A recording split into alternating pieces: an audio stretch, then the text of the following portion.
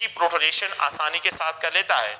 और यहाँ पे जो है इट इज कन्वर्टेड इनटू, अगर आप लोग देखें तो ये ऑक्सीजन डबल बॉन्ड, यहाँ पे ये पॉजिटिव चार्ज, यहाँ पे ये हाइड्रोजन, और यहाँ पे जो है ये ऑक्सीजन और ये हाइड्रोजन है। और यहाँ पे अगर आप लोग देखिए आयोडाइड आयन है। अगर आप लोग गौर से देखिए तो ये जो है क्या करता है, यहाँ पे इसकी प्रोटोनेशन कर लेता है। लेकिन अगर मैं यही एसिटिक एसिड लेता हूं और इस एसिटिक एसिड को ट्रीट करता हूं with the hydrobromic acid, hydrobromic acid cold condition में, ये कोल्ड कंडीशन में रिएक्ट कर रहा है।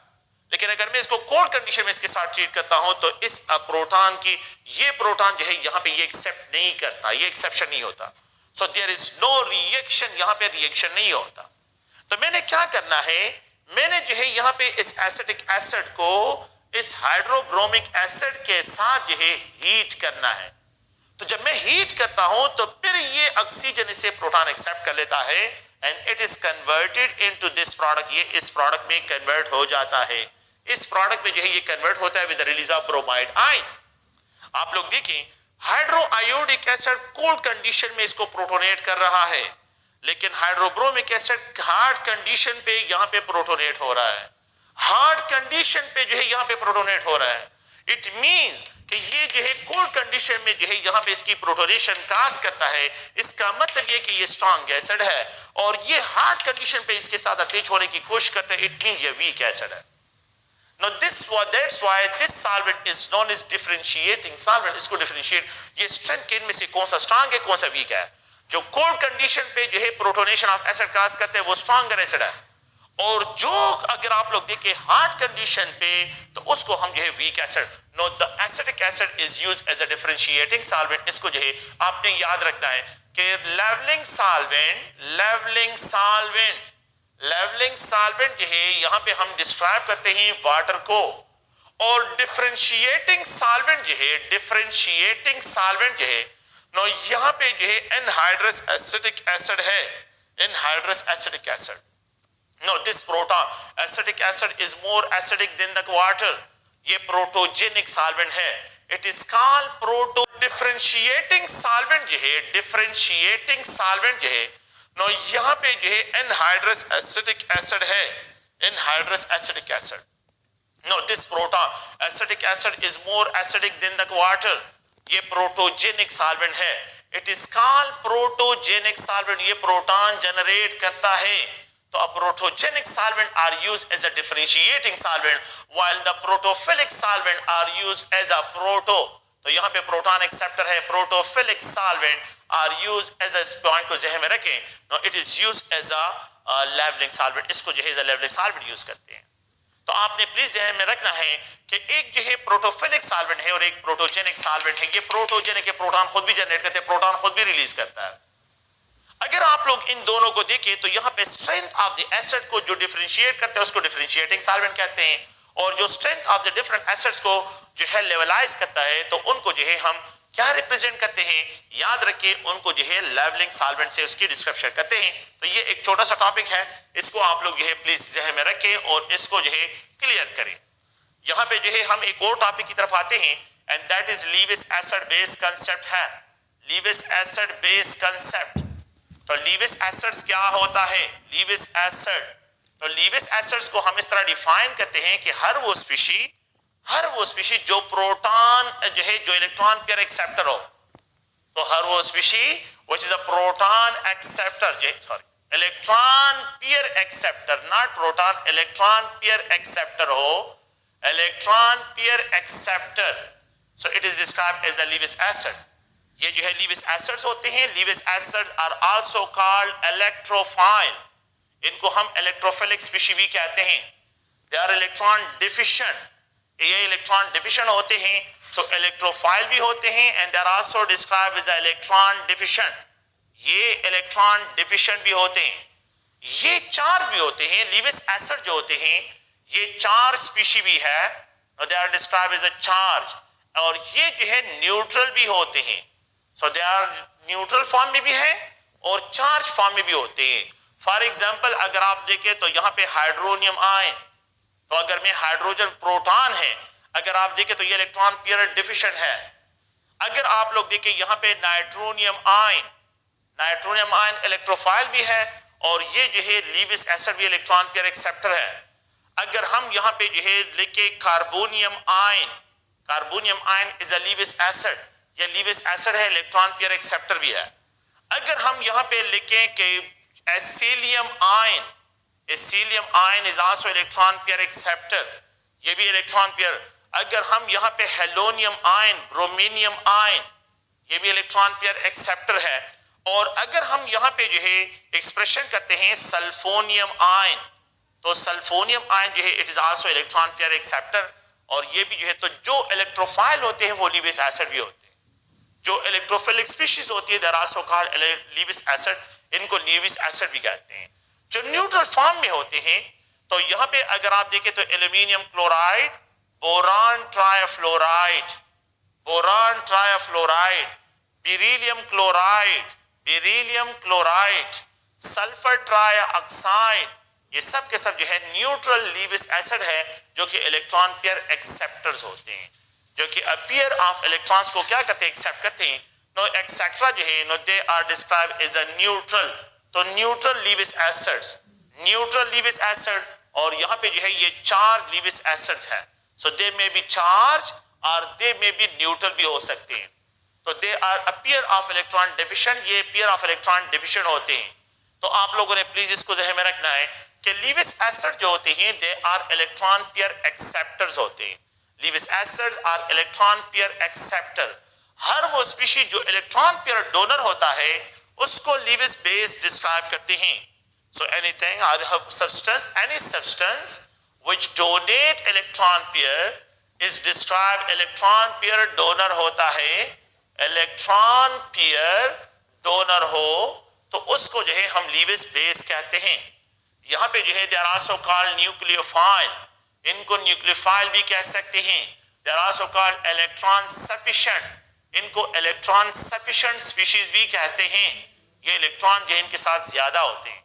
Electron pair donor is known as pair of electron donor हो उसको लीविस बेस कहते हैं।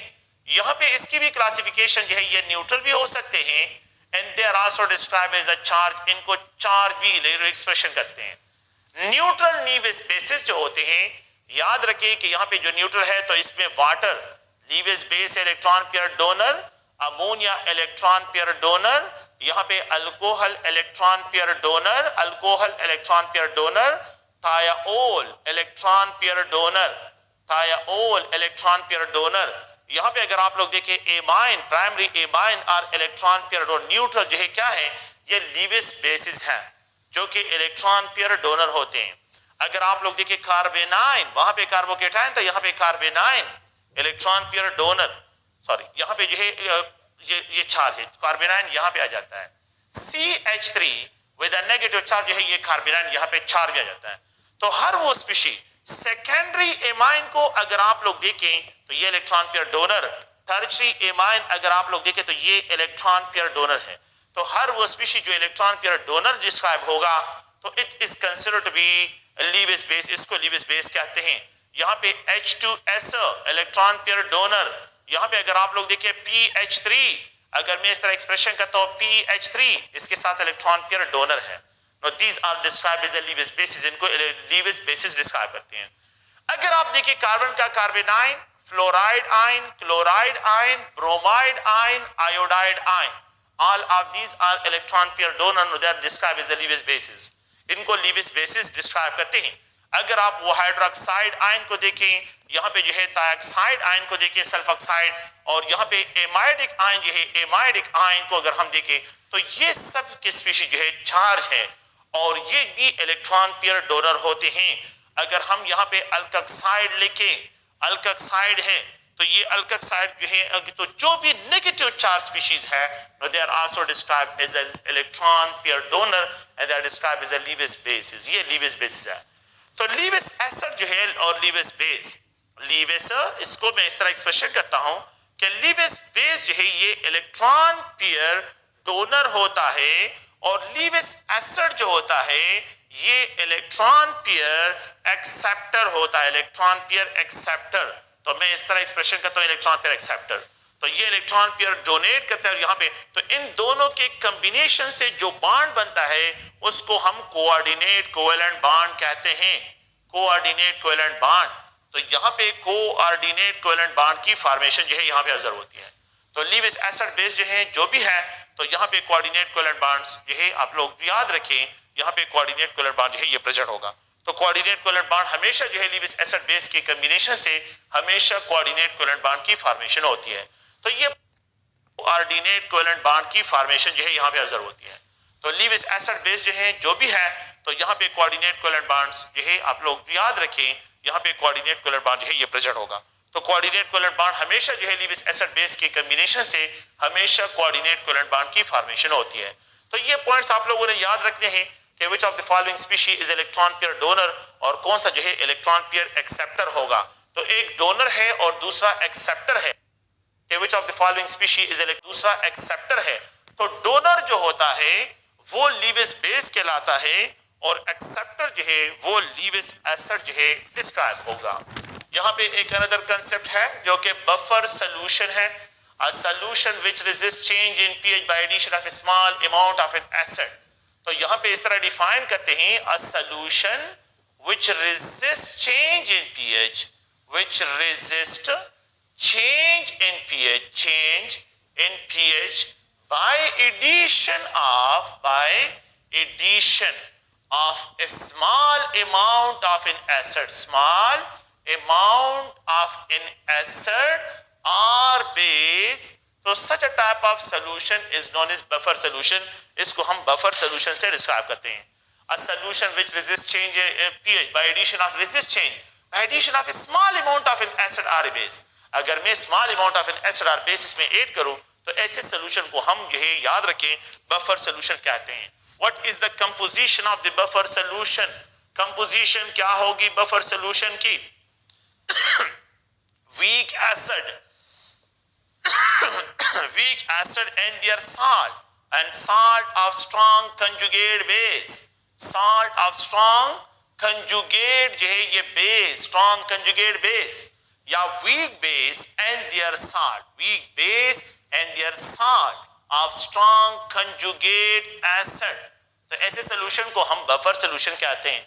तो या तो आप लोगों के पास ये क्या होगा, acidic buffer solution, और ये जो है डिस्क्राइब होता है बेसिक बफर सोल्यूशन।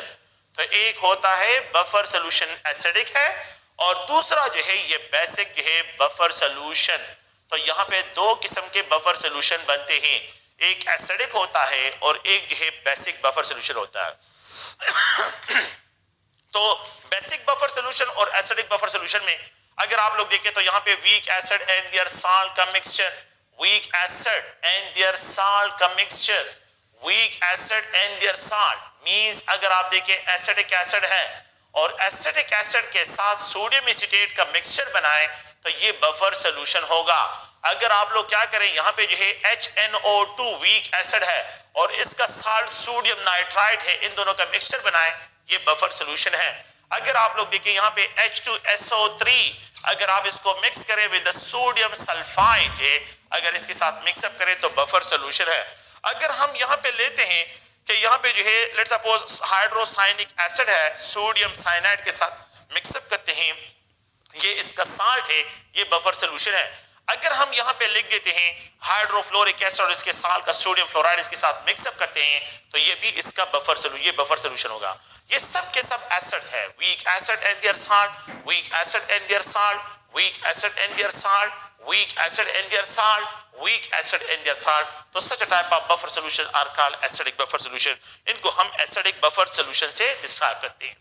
अगर आप लोग देखिए यहाँ पे बेसिक बफर सोल्यूशन जो है तो अमोनियम हाइड्रोक्साइड वीक बेस है और इसका साल्ट जो है वो ammonium chloride, basic buffer solution.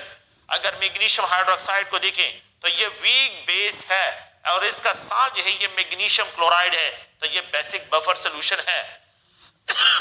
Base है और इसका साल्ट जो है वो ammonium chloride, basic buffer solution. अगर मैग्नीशियम हाइड्रोक्साइड को देखें तो ये वीक बेस है और इसका साल्ट जो है ये मैग्नीशियम क्लोराइड है, तो ये बेसिक बफर सोल्यूशन है। अगर आप लोग कॉपर हाइड्रोक्साइड को लें तो copper hydroxide with mix with copper sulphate या कॉपर क्लोराइड सोल्यूशन हो तो ये आप लोगों के पास बफर सोल्यूशन होगा। तो weak basis and their salt का जो मिक्सचर होगा वो बेसिक बफर सोल्यूशन होगा। Weak basis and their salt and weak acid and their salt का जो मिक्सचर होगा ये जो है आप लोगों के पास बफर सोल्यूशन होगा। लेकिन ये बफर सोल्यूशन नहीं है कि आप सोडियम क्लोराइड दे और इसको HCl के साथ मिक्सअप करें तो ये स्ट्रॉन्ग एसिड है, तो ये बफर नहीं है। अगर आप पोटेशियम क्लोराइड सोल्यूशन लें और इसको HCl के साथ मिक्सअप करें ये बफर सोल्यूशन नहीं है। अगर आप स्ट्रॉन्ग बेस सोडियम हाइड्रोक्साइड लें और इसको सोडियम क्लोराइड के साथ मिक्सअप करें ये बफर नहीं है। तो ये स्ट्रॉन्ग एसिड या स्ट्रॉन्ग बेस की कॉम्बिनेशन से बफर सोल्यूशन नहीं बनता। इट इज ऑलवेज मेकिंग की जो कंपोजिशन है इसके लिए मस्ट है कि weak acid and their salt का मिक्सचर हो या weak base and their salt का जो मिक्सचर होगा वो बफर सोल्यूशन जो है डिस्क्राइब होगा। बफर एक्शन में हम ये स्टडी करते हैं कि बफर एक्शन अगर आप लोग देखें तो यहां पे लेट्स सपोज मैं एक बफर सॉल्यूशन बना लेता हूं और ये इसकी कंपोजिशन है, ये एसिटिक एसिड है and if it is treated यहां पे इस वाटर में डाल लेते हैं तो ये एसीटेट आयन प्रोड्यूस करता है और यहां पे जो है हाइड्रोजन आयन कंसंट्रेशन और इसमें हम मिक्स करते हैं इसके साथ सोडियम एसीटेट, ये इसका साल्ट है। तो ये सोडियम एसीटेट वाटर में कंप्लीटली आयोनाइज होता है और यहाँ पे acetate ion with sodium ion aqueous form में और यहाँ पे एसीटेट आयन एक्वस फॉर्म में। तो ये अगर आप इस सोल्यूशन को क्या करें माइक्रोस्कोपिकली स्टडी करें तो आप लोगों को जो है इसमें जो है स्पीशीज 4 आयंस हाइड्रोजन आयन होंगे, एसीटेट आयन जो है प्रेजेंट है और यहाँ पे जो है अगर आप लोग देखें तो यहाँ पे सोडियम जो है सोडियम आयन प्रेजेंट है और इसमें पार्शियली जो है एसिटिक एसिड प्रेजेंट हो क्योंकि ये पार्शियली आयोनाइजेबल है। अगर मैं इसमें बाहर से स्मॉल अमाउंट में सोडियम हाइड्रोक्साइड ऐड करूं बाहर से small amount of sodium hydroxide small amount की बात कर रहा हूं, अगर लार्ज अमाउंट आप ऐड करें तो फिर जो है रेजिस्ट नहीं होगा। स्मॉल अमाउंट जो है पहले से बात ये है कि स्मॉल अमाउंट जो है आपने इसमें ऐड करनी है। तो if you have to add sodium hydroxide in small amount, अगर मैं इसमें सोडियम हाइड्रोक्साइड स्मॉल अमाउंट में डाल लेता हूं तो इस सोल्यूशन में एसिडिक एसिड प्रेजेंट है और जैसे ही सोडियम हाइड्रोक्साइड इसमें जो है मैं डाल लेता हूं ये एसिडिक एसिड एक्टिव हो जाता है और उसको पकड़ लेता है और उसको न्यूट्रलाइज कर लेता है। It is converted into sodium acetate और वाटर में कन्वर्ट कर लेता है। तो ये न्यूट्रलाइजेशन रिएक्शन हो जाता है, सोडियम हाइड्रोक्साइड का इफेक्ट है ये एसिडिक एसिड क्या करता है ये जो है खत्म कर लेता है। तो इसी वजह से सोडियम एसीटेट तो ऑलरेडी इसमें प्रेजेंट है, वाटर भी इसमें प्रेजेंट है तो पीएच चेंज है वो रेजिस्ट होगा। पीएच चेंज क्या होगा वो रेजिस्ट होगा।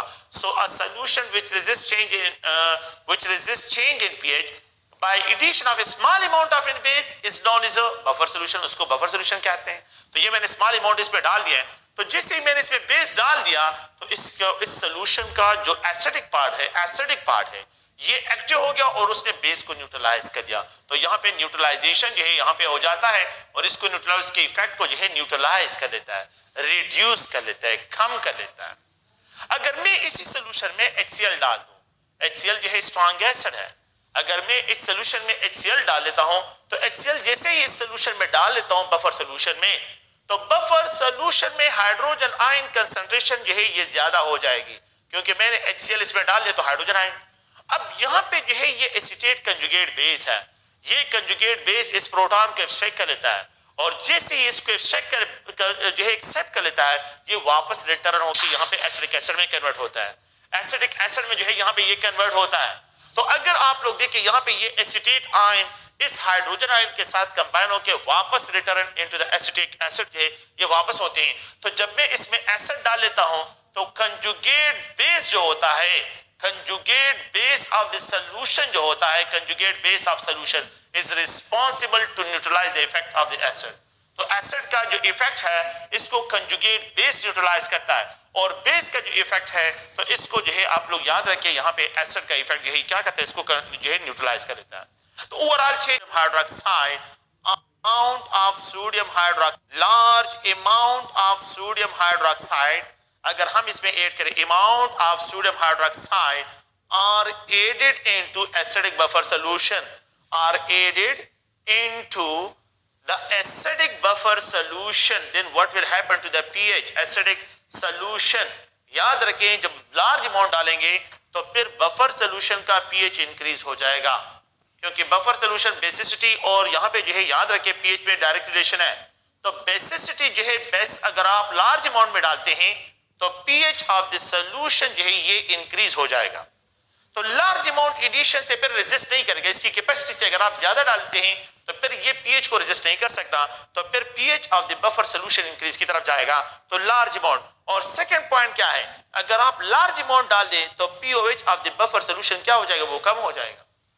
तो ये याद रखें कि addition of large amount of the sodium hydroxide into acidic buffer solution, the pH of the buffer solution will increase, while जो है अगर आप बेस जो है क्या करते हैं large amount of the sodium hydroxide, तो pOH of this buffer solution जो है डिक्रीज होगा। तो ये डिक्रीज हो जाएगा और ये इंक्रीज की तरफ चला जाएगा। तो ये पहला पॉइंट है। अगर आप लोग जो है क्या करते हैं इसमें एक्सेस अमाउंट में एसिड डाल दें, अगर आप इसमें क्या करें लार्ज अमाउंट में, सेकंड केस ये है लार्ज अमाउंट में एसिड डाल दें, large amount of acid addition, अगर आप इसमें जो है एसिड एडिशन करें ज्यादा अमाउंट में, स्मॉल अमाउंट रेजिस्ट होगा, लेकिन लार्ज अमाउंट में क्या होगा, अगर आप लार्ज अमाउंट ऑफ एसिड डाल दें small amount will be resisted, large amount है जो कि इसकी कैपेसिटी से ज्यादा ऐड करते हैं, तो फिर जो है यहाँ पे pH of the buffer solution decrease हो जाएगा और pOH of the buffer solution जो है ये इंक्रीज हो जाएगा। Large amount of HCl add करने से, एसिड ऐड करने से बफर सोल्यूशन का pH ड्रॉप हो जाएगा और pOH जो है फिर ये क्या हो जाएगा, इंक्रीज हो जाएगा, क्योंकि बफर सोल्यूशन की कैपेसिटी से ज्यादा आपने डाल दिया है। तो कैपेसिटी से अगर आप लोग ज्यादा डाल लेते हैं तो फिर buffer solution can not resist, फिर ये इसको रेजिस्ट नहीं कर सकता। तो ये बफर सोल्यूशन का एक्शन है कि हाउ बफर सोल्यूशन जो है वो pH को रेजिस्ट करता है। तो pH चेंज किस तरह रेजिस्ट होता है आप लोगों ने प्लीज इसको ज़हन में रखना है। ओके, नेक्स्ट जो है हम यहाँ पे एक और कैलकुलेशंस की तरफ आते हैं कि how we have to calculate the pH of buffer solution. Buffer solution के pH को किस तरह कैलकुलेट करते हैं। अगर आप लोग देखें तो यहाँ पे जो है ये एसिटिक एसिड है और ये वाटर में पार्शियली आयोनाइज होता है, इट प्रोड्यूसेस एसीटेट आयन, और यहाँ पे जो है ये हाइड्रोजन आयन प्रोड्यूस करता है, और ये सोडियम एसीटेट साल्ट है, और ये जब वाटर में जो है डिसॉल्व होता है तो ये कंप्लीटली आयोनाइज होता है और यहाँ पे एसीटेट आयन और सोडियम आयन जो है ये जनरेट होते हैं। अगर मैं इसके लिए Kc वैल्यू लिख देता हूं तो Kc is equal to acetate ion concentration into hydrogen ion concentration divide by जो है यहाँ पे acetic acid concentration into water concentration. मैं इस वाटर को यहाँ पे बाहर निकालता हूं क्योंकि वाटर की concentration throughout the solution remains constant. तो Kc is equal to acetate ion concentration into hydrogen ion concentration divide by acetic acid concentration. ये अगर आप लोग देखें Kc multiplied water is called Ka, ये अगर आप एसिड के लिए तो ये Ka के बराबर है। Kc multiplied water concentration is called Ka, इसको Ka से एक्सप्रेशन करते हैं where Ka is called acetate ion concentration into hydrogen ion concentration divided by acetic acid concentration is equal to acetate ion concentration into hydrogen ion concentration। अगर आप लोग देखें तो यहां से ये वैल्यू यहां पे शिफ्ट करते हैं तो ये एसीटेट आयन कंसंट्रेशन ये यहां से कैंसिल हो जाएगा, एसीटेट आयन को मैं यहां से कैंसिल कर रहा हूं ये कंसंट्रेशन, तो हाइड्रोजन आयन कंसंट्रेशन भी equal to Ka multiplied acetic acid concentration divide by acetate ion concentration. Hydrogen ion concentration of a buffer solution can be find by this equation. Ka of the acid given हो, acid concentration given हो, ये salt concentration है, तो you can easily find the hydrogen ion concentration कि इस solution में hydrogen ion की concentration क्या होगी। तो ये equation is used in order to find the hydrogen ion concentration from the buffer solution. Hydrogen ion concentration अगर आप लोग देखें तो is equal to Ka multiplied यहाँ पे जो है ये एसिटिक एसिड कंसंट्रेशन है divide by acetate ion concentration taking log on both sides, but directly मैं लिख रहा हूं minus log, taking minus log on both side, hydrogen ion concentration minus log of Ka minus log of acetic acid concentration divided by acetate ion concentration। अगर आप लोग इस equation को देखें तो यहां पे जो है ये माइनस log स्टेन करता है for the pH of buffer solution, ये स्टेन करता है pKa, और यहां पे जो है ये प्लस log और ये acetate ion concentration divided by acetic acid concentration. Now this equation is known as Henderson-Hasselbalch equation for the pH calculation of buffer solutions. Now we can also write this equation, इस तरह भी expression कर सकते हैं. Now this concentration is known as salt concentration और ये जो concentration है ये acid concentration है. तो ये acid है और ये salt concentrations है. This equation is known as Henderson-Hasselbalch equation. Henderson, अगर आप देखें Henderson-Hasselbalch equation for the buffer solution. The equation is known as Henderson-Hasselbalch equation for the pH calculation of buffer solution के लिए अगर हम देखें तो यहाँ पे ये buffer solution के लिए क्या है Henderson-Hasselbalch equation जो है यहाँ पे इसके लिए डिस्क्राइब करते हैं. आगे अगर आप लोग देखें तो इसके एप्लीकेशन द फर्स्ट केस क्या है, कौन से कंडीशन में pH of a buffer solution becomes equal to the pKa of the buffer solution. तो ये उस केस में होता है जब साल्ट कंसंट्रेशन और एसिड कंसंट्रेशन दोनों इक्वल हो, उस सॉल्यूशन का pH जो है वो pKa के बराबर हो जाएगा. तो pKa लेट्स सपोज ये भी 1 मोलर कंसंट्रेशन और ये भी 1 मोलर कंसंट्रेशन, ये 0.1 मोलर कंसंट्रेशन या ये भी 0.1 मोलर कंसंट्रेशन हो, जो भी है लेकिन इक्वल अमाउंट पे इक्वल कंसंट्रेशन हो. तो फिर अगर आप देखिए तो यहाँ पे ये log 1 molar divide by 1 molar concentration, तो यहाँ पे जो है ये pH will be equal to pKa. तो अगर आप इसको देखिए तो यहाँ पे प्लस log ऑफ 1, तो pH will be equal to pKa and plus 0. तो इस केस में pH will be equal to pKa के बराबर होगा.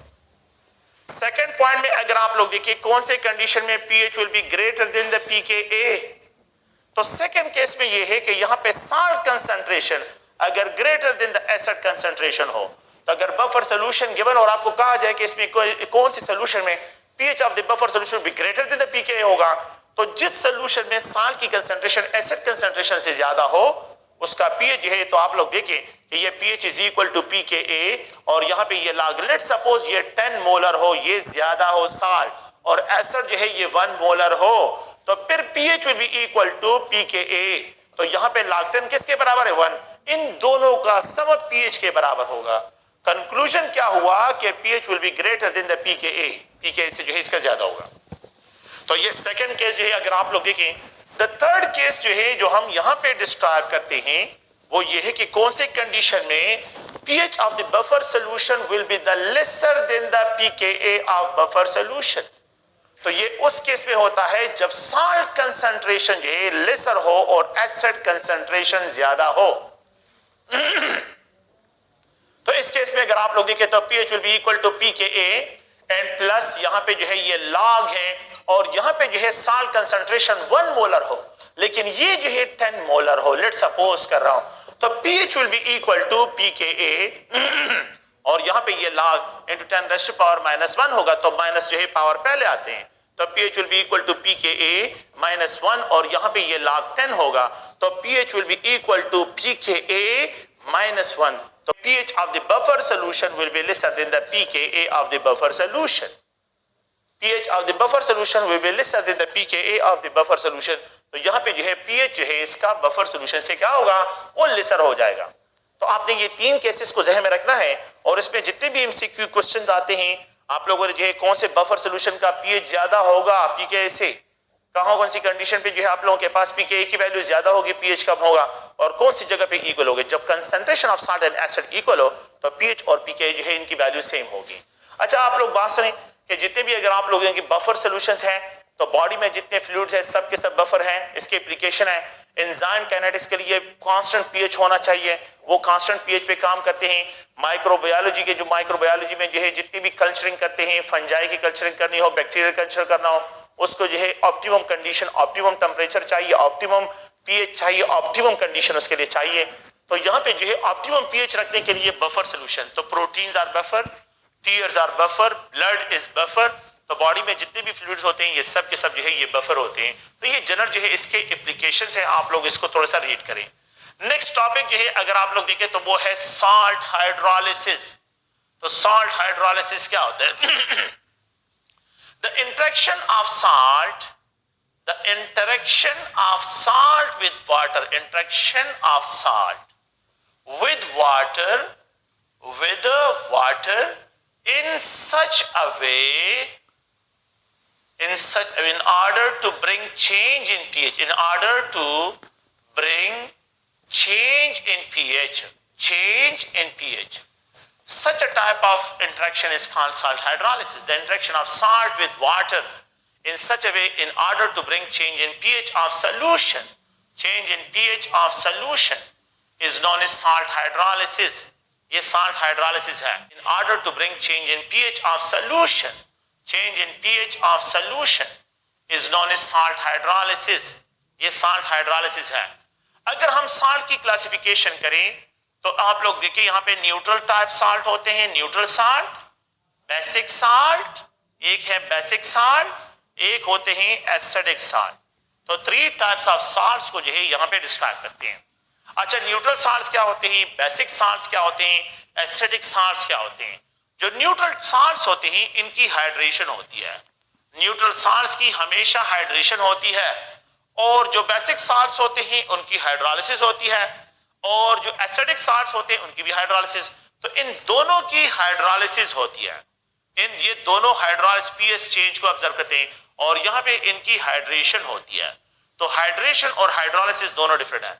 ये physical interaction of water molecule with the cation and anion है, और ये chemical interaction of water molecule with the anion जो है या केटायन के साथ है. तो यहाँ पे एक ये हाइड्रोलिसिस है और एक ये हाइड्रेशन है. तो अगर आप लोग देखें तो यहाँ पे न्यूट्रल साल्ट में यहाँ पे एक एग्जांपल लिखता हूं कि जो साल्ट स्ट्रॉन्ग एसिड और स्ट्रॉन्ग बेस के कॉम्बिनेशन से बनते हैं, तो यहाँ पे लेट्स सपोज जो है HCl स्ट्रॉन्ग एसिड है, और यहाँ पे अगर आप देखें सोडियम हाइड्रोक्साइड स्ट्रॉन्ग बेस है. ये जो है अगर आप देखें स्ट्रॉन्ग एसिड, ये स्ट्रॉन्ग बेस, तो सोडियम क्लोराइड इनका साल्ट बन जाता है और वाटर. तो ये सोडियम क्लोराइड जो है ये स्ट्रॉन्ग बेस और ये स्ट्रॉन्ग एसिड की कॉम्बिनेशन से ये साल्ट बना हुआ है. जो salt strong acid strong base के कॉम्बिनेशन से बनते हैं, अगर आप इनको वाटर में डाल दे तो पीएच ऑफ द वाटर जो है वो चेंज नहीं होगा, and they are described as a neutral salt, neutralization reaction. No such a type of salt are called neutral salt. Salt के 2 रेडिकल्स होते हैं. एक होता है बेसिक रेडिकल, ये बेसिक रेडिकल है, और एक होता है एसिडिक रेडिकल, ये एसिडिक रेडिकल है. ये सोडियम हाइड्रोक्साइड से आ रहा है, सोडियम हाइड्रोक्साइड बेस है, it is called basic radical. ये जो है अगर आप लोग देखिए ये एसिड से आ रहा है तो ये एसिडिक रेडिकल है. साल्ट का जो केटाइन पार्ट होता है, केटाइन होता है, ये बेसिक रेडिकल है. बेसिक रेडिकल साल्ट के 2 पार्ट्स होते हैं, और ये जो एनायन पार्ट होता है, नेगेटिव चार्ज पार्ट होता है, तो it is described as a acidic radical. इसको एसिडिक रेडिकल से डिस्क्राइब करते हैं. तो 2 पार्ट्स होते हैं. अगर ये केटाइन और एनायन दोनों स्ट्रॉन्ग एसिड और स्ट्रॉन्ग बेस से हो तो फिर ये साल्ट जो है न्यूट्रल होगा और इसकी हाइड्रेशन होगी. तो जो न्यूट्रल साल्ट्स होते हैं उनकी हाइड्रेशन होती है. अगर आप लोगों को किस तरह पहचान होगा, देखिए सोडियम सल्फेट H2SO4 से आ रहा है, सोडियम स्ट्रॉन्ग बेस से आ रहा है. यहाँ पे जो है potassium sulphate, potassium nitrate, HNO3 से NO3 आ रहा है, और ये पोटाशियम हाइड्रोक्साइड से, H2SO4 से पोटाशियम हाइड्रोक्साइड से. अगर आप लोग देखें यहाँ पे रुबिडियम क्लोराइड स्ट्रॉन्ग बेस और strong acid, rubidium bromide strong acid strong base, potassium bromide. तो ऐसे साल्ट जिनका जो है आप लोगों के पास क्या हो, जो स्ट्रॉन्ग बेस और वीक एसिड स्ट्रॉन्ग बेस के कॉम्बिनेशन से हो, ये न्यूट्रल साल्ट्स कहलाते हैं. इनको न्यूट्रल साल्ट्स कहते हैं. And they do not change the pH of the solution. ये सॉल्यूशन का वाटर का पीएच चेंज नहीं करते. एक ऐसे साल्ट्स होते हैं जिसको हम एसिडिक साल्ट्स कहते हैं. एसिडिक साल्ट, एसिडिक साल्ट्स क्या है, ऐसे साल्ट लेट्स सपोज ये है जो strong acid and weak base के कॉम्बिनेशन से बने हो, वीक बेस के कॉम्बिनेशन से हो. For example strong acid HCl है और वीक बेस जो है अमोनियम हाइड्रो ऑक्साइड है. ये दोनों कंबाइन होते हैं तो अमोनियम क्लोराइड बनता है और ये वाटर है. आप इस साल्ट को वाटर में डाल दें, अमोनियम क्लोराइड को वाटर में डाल दें, और फिर इसका पीएच चेक करें तो pH of the solution will lesser than 7 होगा. इस सोल्यूशन का pOH will be greater than 7 होगा। तो pOH इस सोल्यूशन का यही क्या होगा, ग्रेटर देन, और ये सोल्यूशन एसिडिक के नेचर है, एसिडिक होगा। तो अब ये क्या हो गया, यहां पे जो है आप लोग याद रखें कि ये अमोनियम आयन है, ये क्लोराइड आयन है, आपने इनको देखना है। अगर ये वीक है, अगर कंजुगेट बेस जो है कंजुगेट एसिड है, तो यहां पे ये जो बेस से आ रहा है, इसको अगर आप लोग देखिए, अगर ये वीक बेस से आ रहा हो और ये जो है अगर आप देखिए ये स्ट्रांग से आ रहा हो, तो पीएच स्ट्रांग के साइड पे होगा। पीएच किसके साइड पे होगा, जो स्ट्रांग है पीएच उसके साइड पे होगा। तो यहां पे जो है अमोनियम क्लोराइड में पीएच जो है lesser than 7, pOH will be greater than 7, ये एसिडिक होगा। तो pH on the chloride HCl के साइड पे होगा। तो अगर मैं यहां पे लिख दूं कि अमोनियम सल्फेट जो है, अगर आप देखिए अमोनियम सल्फेट है, तो ये H2SO4 और ये अमोनियम वीक बेस, तो अमोनियम सल्फेट जो है ये एसिडिक साल्ट होगा। अगर मैं यहां पे लिख दूं अमोनियम ब्रोमाइड, तो ये स्ट्रॉन्ग बेस HBr और ये अमोनियम हाइड्रोक्साइड, ये एसिडिक साल्ट है। अगर मैं यहां पे लिख दूं अमोनियम आयोडाइड, ये बिल्कुल ये से जो साल्ट बनते हैं उनको बेसिक साल्ट्स कहते हैं। जो साल्ट स्ट्रॉन्ग बेस और वीक एसिड के कॉम्बिनेशन से बनते हैं उनको बेसिक साल्ट कहते हैं। Sodium hydroxide when combined with the carboxylic acid, ये वीक एसिड है, तो यहां पे सोडियम एसीटेट साल्ट बनता है, और इस साल्ट को अगर आप लोग देखें तो ये बेसिक साल्ट है, क्योंकि pH will be on the strong side, strong की साइड की वजह से। सोडियम हाइड्रोक्साइड या potassium hydroxide, if it is allowed to react with the nitrous acid, तो it will be converted into potassium nitrite होगा। ये बेसिक साल्ट होगा क्योंकि ये स्ट्रॉन्ग बेस और वीक एसिड के कॉम्बिनेशन से बना हुआ है। यहाँ पे potassium hydroxide when it is treated with the H2SO3, it is converted into sulfurous acid, तो ये भी जो है बेसिक साल्ट होगा। Potassium hydroxide when it is treated with the carbonic acid, तो it is converted into potassium carbonate, ये salt भी जो है बेसिक होगा, क्योंकि यहाँ पे जो है ये क्या है, ये बेसिक, ये मोर बेसिक साइड से आ रहा हुआ है। तो pH will be on the strong side, pH जो है किसके साइड पे होगा, ये जो है स्ट्रॉन्ग के साइड पे होगा। तो आप लोगों ने प्लीज इस पॉइंट को ज़हन में रखना है कि these salts are called basic salt. अच्छा, इसमें जो है पोटाशियम कार्बोनेट है, इसको अगर आप लोग वाटर में डाल दें तो यहाँ पे ये पोटाशियम आयन और कार्बोनेट्स आयन जो है ये प्रोड्यूस करता है एक्वस फॉर्म में। तो हाइड्रोलिसिस ऑफ द वाटर कौन काज करता है, पोटाशियम आयन नहीं करता। ये जो कार्बोनेट्स होते हैं, कार्बोनेट्स ये स्ट्रॉन्ग वीक बेस का, वीक एसिड का जो कंजुगेट बेस होता है वो स्ट्रॉन्ग होता है, तो ये इसका कंजुगेट बेस है और ये वाटर के साथ केमिकली रिएक्ट करता है और इसके पीएच को जो है चेंज कर लेता है। तो यहाँ पे अगर आप लोग देखें तो इसका पीएच जो है, इसकी हाइड्रोलिसिस कौन काज करता है, कार्बोनेट। तो यहाँ पे हाइड्रोक्साइड आयन कंसंट्रेशन इंक्रीज, तो पीएच जो है इंक्रीज हो जाएगा और पीओएच डिक्रीज होगा। तो पीओएच डिक्रीज हो जाएगा और pH of the solution increase हो जाएगा, तो ये बेसिक सॉल्यूशन होगा। तो pH will be on the basic side। तो बेसिक साल्ट के लिए pH of the buffer solution will be greater than 7 and pOH of the buffer solution will be lesser than 7 होगा। ये बेसिक साल्ट होते हैं। तो बेसिक साल्ट में जो हाइड्रोलिसिस काज करता है, याद रखिए ये कंजुगेट बेस जो है, यहाँ पे क्या कहते हैं, कंजुगेट जो आप लोगों के पास यहाँ पे बेस है, तो उसकी वजह से जो है यहाँ पे इसकी हाइड्रोलिसिस होती है। तो इसको आप लोगों ने प्लीज ध्यान में रखना है कि यहाँ पे ये 3 टाइप्स ऑफ साल्ट्स हैं। अच्छा, एक और कॉम्बिनेशन है जिसमें अगर वीक एसिड्स हो तो हमें जो है यहाँ पे weak acid and weak base के कॉम्बिनेशन से जो है कौन से साल्ट बनेंगे। तो यहाँ पे आप लोगों ने 3 किस्म के जो है पॉइंट्स को याद रखना है कि यहाँ पे जो साल्ट बनते हैं जो वीक एसिड और वीक बेस के कॉम्बिनेशन से, तो ये साल्ट जो है ये एसिडिक भी हो सकते हैं, ये साल्ट जो है ये बेसिक भी हो सकते हैं, और ये साल्ट जो है ये न्यूट्रल भी हो सकते हैं।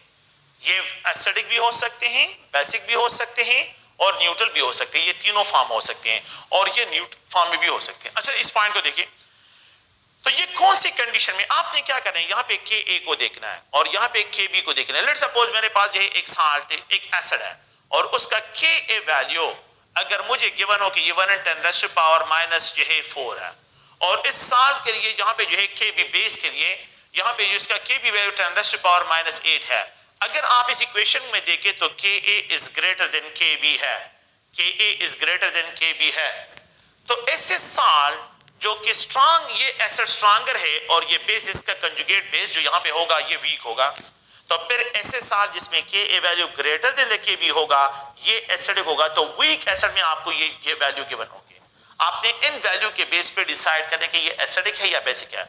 अगर Ka value is greater than Kb तो ये एसिडिक साल्ट होगा, अगर pKb value is greater than the pKa हो तो ये भी एसिडिक साल्ट होगा। अब अगर आप लोग देखें तो इसको मैं लिखता हूं, इसका pKa, तो pKa will be equal to 4, इसका pKb क्या होगा, ये 8 होगा, तो इसका pKb वैल्यू ज्यादा और pKa वैल्यू कम, तो pKb वैल्यू जिस साल्ट का ज्यादा हो pKa वैल्यू से तो ये साल्ट क्या होगा, एसिडिक होगा। और सेकंड पॉइंट में जो है फिर अगर आप लोगों के पास जो बेसिक साल्ट है, तो बेसिक साल्ट की जो पहचान है, तो यहाँ पे Ka गिवन होगा 1 × 10⁻⁸ और यहाँ पे Kb गिवन होगा 1 × 10⁻⁵। अब Kb value is greater than Ka है, तो जब Kb value greater than Ka हो तो फिर वीक एसिड और वीक बेस पे जो है ये बेसिक साल्ट डिस्क्राइब किया जाएगा। अगर आप लोग देखें तो यहाँ पे pKa वैल्यू यहाँ पे is greater than the pKb value हो तो भी आप लोगों के पास तो ये दो कंडीशन आप लोगों ने देखने हैं कि जिसका Kb will be greater than Ka है या जिसका pKa value greater than the pKb value हो, तो ऐसे साल्ट को हम क्या डिस्क्राइब करते हैं, बेसिक साल्ट डिस्क्राइब करते हैं। और इसी तरह वीक एसिड और वीक बेस के कॉम्बिनेशन से न्यूट्रल साल्ट भी बनते हैं, और दोनों वीक वीक हो तो आपने क्या करना है कि अगर Ka वैल्यू गिवन हो ये 1 × 10⁻⁶ है और Kb वैल्यू गिवन हो 1 × 10⁻⁶, दोनों के वैल्यू सेम हो तो फिर इन दोनों की कॉम्बिनेशन से जो साल्ट बनेगा वो न्यूट्रल साल्ट होगा।